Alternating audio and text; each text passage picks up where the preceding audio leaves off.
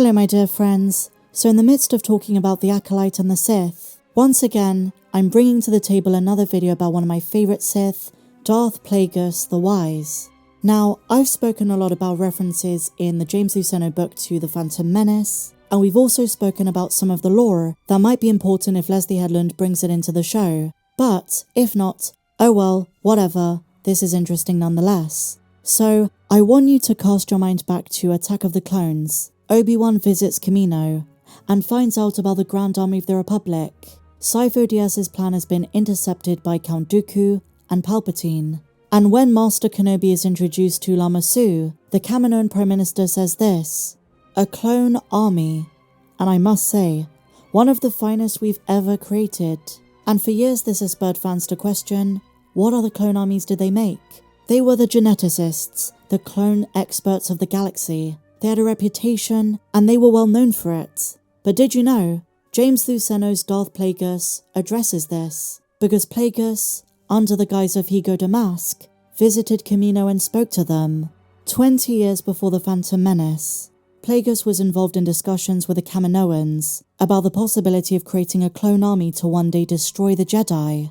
Plagueis initially hoped to produce Yinchori soldiers, believing that their immunity to many force powers would give them an advantage over the Jedi. But the Kaminoan geneticist Kosai pointed out the Yinchori's natural aggression would be extremely difficult to tame, especially in a military environment, and interfere with their ability to obey orders. Now in the book, they answer the question of what the Kaminoans had created before the Grand Army of the Republic.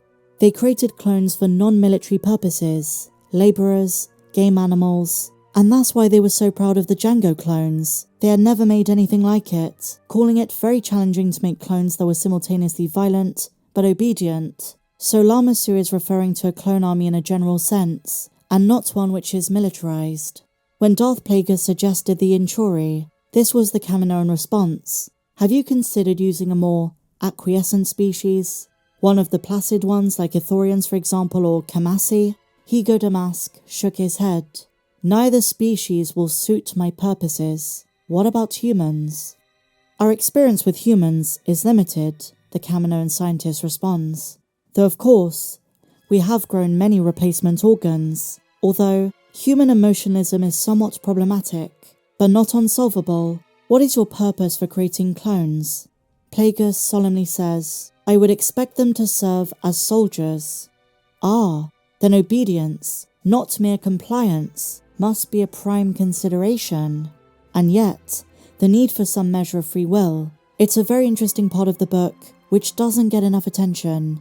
James Luceno making a brief allusion to a later line spoken by Lama Su was a clever bit of continuity for just a throwaway line. And here is how it all ties in. Plagueis is the one who told Sifo-Dyas in the first place about the Kaminoans. He's the one who planted the idea in Sifo-Dyas's mind that the Kaminoans could create a clone army to fight alongside the Republic. But Plagueis' intentions were nefarious. Plagueis wanted a clone army that would eventually betray the Keepers of the Peace, framing them as enemies of peace. And Plagueis was the person who introduced Sifo-Dyas to Dooku, so he set into motion so many of the events of not just the Phantom Menace, but long after his death in Attack of the Clones. Now what is most fascinating about Darth Plagueis in these passages is he is always thinking about the Sith plan, while he's also concerned with midichlorians and the preservation of his own life, immortality, for a lack of a better word. Just like his master before him, he wants to accelerate the Sith plan, but he knows they must be cautious, waiting for the right moment, which wouldn't come until the prequel trilogy. He passed this on to Palpatine, and because the Acolyte takes place when Darth Tenebrous is still alive, I wonder if they're going to address this, and the differences between the Bane lineage of Sith and whoever is the mystery masked figure. Now here's another passage from the book, which talks about this, and you're gonna notice parallels with what we've seen in the trailers, which Leslie Headland may have been influenced by. Plagueis and Palpatine are talking about when the Sith should come out of hiding. Plagueis locked eyes with Palpatine. "Young Sidious, consider the mindset of the anarchist who plans to sacrifice himself for a cause. For the weeks, months, possibly years leading up to the day he straps a thermal detonator to his chest and executes his task. He has lived in and been strengthened by the secret he carries, knowing full well the toll his act will take. And so the same has been true for the way of the Sith. We have resided in a secret, sacred place of knowledge for 1,000 years, and knowing the toll our acts will take, this is true power, young Sidious. Where the Jedi, by contrast, the wretched Jedi, are like beings who, as they move along the healthy, keep secret the fact they are dying of an illness they know not of. But true power does not need claws or fangs. It needs not announce itself with snarls and throaty barks. It can subdue. It has purposeful charisma and political astuteness. For this is why we remain a secret, why the Sith one day would rule the galaxy. Plagueis was pensive.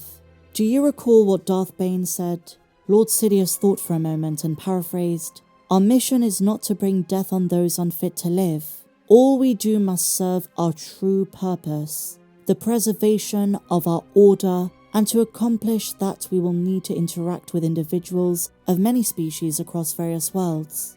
So as you can see, my dear friends, there was a methodology to the Sith, which I do think the Acolyte needs to respect, if they are going the route of the Sith. But if they're following Darth Tenebrous and maybe young Plagueis, then political astuteness is also very important. And then Plagueis said this, "Eventually word of our existence will reach the ears of every Jedi." And then Plagueis speaks of the importance of never showing them their lightsabers. Plagueis says, "Through power we gain victory, and through victory our chains are broken. But power is only a means to an end." To the clamorous beating of the drums and the wailings of onlookers.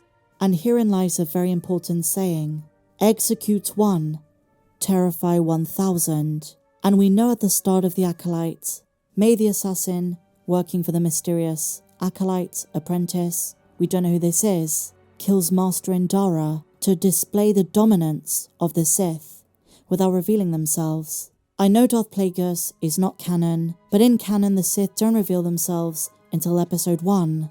And he finishes by talking about the Jedi. The Jedi are those who are to blame, crippled by empathy, shackled to obedience, to their masters, to their council, to their cherished, horrid republic. They perpetuate a myth of serving the Force as if it were a belief system that has been programmed so deeply into them. With the Republic, they are like indulgent parents, allowing their kids to experiment with choices without consequence. They support wrong-headedness merely for the sake of maintaining some pathetic family unity, tripping over their robes in a rush to uphold a galactic government that has been deteriorating for centuries.